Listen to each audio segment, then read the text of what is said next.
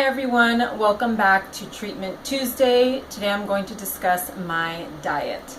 And yes, I get a lot of questions about why I'm on a diet, why I have to be on a diet, that, a lot of people tell me I shouldn't be on a diet, I'm too skinny, but there are reasons behind this. So the diet that I follow is called a low amylose diet. But if you've watched some of my previous videos talking about some of my symptoms, I've also had to incorporate other types of diets as well as my low amylose diet. So in a recent video I talked about oxalates and how I'm sensitive to oxalates, so I also have to keep my oxalates very low. If you're curious about oxalates, there's a video in my symptom playlist that talks about my oxalate sensitivity. So my low amylose diet, basically what that means is low sugar. So I have to make sure that the sugar that I consume is very, very low, as low as I can get it. And sometimes we think, okay, well, you just don't have candy, limit your fruit, that kind of thing. But there are so many other things that contain sugar and we just don't know it because a lot of foods break down into sugar. So my diet is mainly a paleo diet, so meat and vegetables. I limit my grains because grains can also break down into sugar, but as I talked about before, some grains are very high in oxalates, and they can also contribute to candida overgrowth, which I also have a problem with. So I have to keep my fruit intake low as well. I try to limit my fruit intake to the weekends, and even then just limit it to 1 or 2 fruits a day on the weekends. Of course, it sounds kind of crazy because everybody sees fruit as being very healthy, but unfortunately for those of us that are chronically ill, it actually may make us worse. Along with the low amylose, I have to be gluten-free, dairy-free, soy-free, mostly allergen-free. Because of the oxalates, I have to be nut-free as well.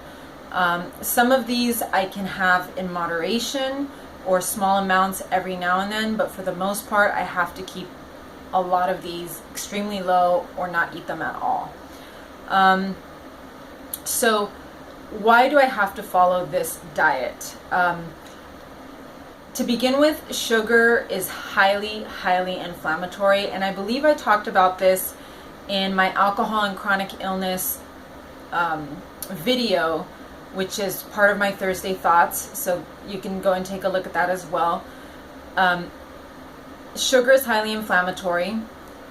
Alcohol breaks down into sugar, so you get high amounts of inflammation.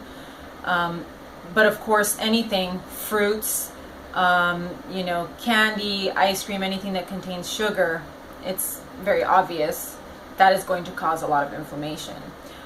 Dairy can also be very inflammatory, as well as gluten, soy, eggs if you're allergic to eggs. Anything that you have an allergy to is probably going to be very inflammatory for you. As of right now, I'm still okay with eggs. So there are certain things that I'm still able to get away with, but I have to be very, very careful.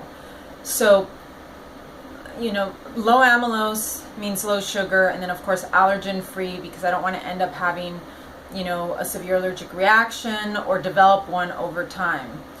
And of course the reason for this is because I have to keep my inflammation low. And if you're wondering why, there's a video that is going to be that is posted under my Symptom Saturday, talking about a genetic mutation that I have called it's the HLA-4353 multisusceptible gene, and that will explain the details of why I have to follow these diets and why I'm so strict with it. The other part of my diet is that I have to alternate, so I cannot eat food repeatedly. So apart from keeping my sugars low and trying to be as allergen free as possible, I have to be very careful not to repeatedly eat the same foods over and over again. Now, this is very difficult because I am down to the bare bones of foods that I can eat that won't make me feel sick or won't make my symptoms worse. So as of right now, I basically alternate between beef one week, turkey the next week. I can do chicken another week. I have to switch my meats, and I'm supposed to be switching my vegetables and everything else, every week, so that I'm not eating the same thing week after week after week. Of course, this is very difficult because, like I said, I'm already down to very, very few things.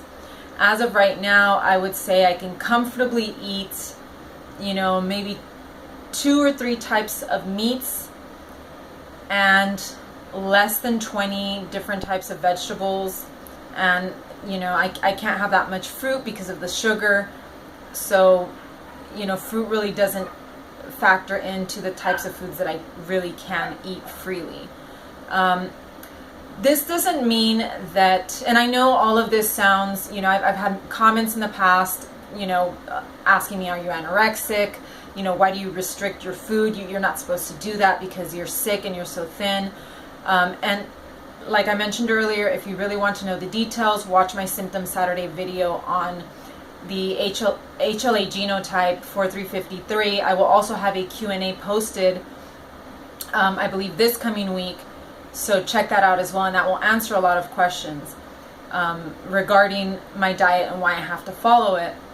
But it is hard to follow this kind of diet. So I do stray from the diet every now and then. Like I said, I give myself the weekends to have, more fruit or to have some dark chocolate. I stay away from dairy. I've been staying away from dairy for a very, very long time because dairy has never settled well with me, and that's just a very common issue for a lot of people. But I'll give myself a little bit of wiggle room on the weekends. I'll have a handful of nuts, things like that. So I'm not completely restricted. I just have to be very, very careful with these other foods because, as you will see in my Symptoms Saturday video, there's a cascade of inflammation that I have to keep under control, because if I allow the inflammation to get out of control, it will just make me sicker faster. And I don't have a lot of weight to lose, and I have to be very, very careful when it comes to my weight, and the nutrients that I take in. Alcohol, of course, is a major no-no, and check out that video on alcohol and chronic illness, and that will give you all the details as to why I have to avoid alcohol completely. And of course, this doesn't mean that I have avoided it completely. There are times when you just get tired of following your diets, as any person would, even a person who is overweight, whose life depends on following a diet. We all get tired of it. And I'm just like everybody else. I'm going to stray from my diet, even though it doesn't really show in my body. I do stray from it frequently, and sometimes I do end up paying the consequences. And it is hard to believe. A lot of people, will say, well, it's not that bad. Just have a hamburger every once in a while. It's not going to kill you. But if I do stray from my diet, I will end up having increased symptoms, body pain, headaches, fatigue, brain fog, stomach upset, nausea. And these symptoms are not just, a couple minutes or a couple hours. Sometimes they can last all day long. Before I was put on this diet, I had persistent nausea all day long. I would try to eat, the food would just make me too nauseous, and I couldn't eat. So believe it or not, once I was put on this diet, I actually gained weight, and my energy went up. I felt much better. Obviously, like everything else, this is not a cure, but it has helped me a lot. It's been a very helpful tool to give me a better quality of life. So that's basically it for this Treatment Tuesday. It's a low amylose diet. If you want more information, you can Google it online. And like I said, check out my oxalate video. in my symptom playlist, and check out my other video on the HLA genotype 4353.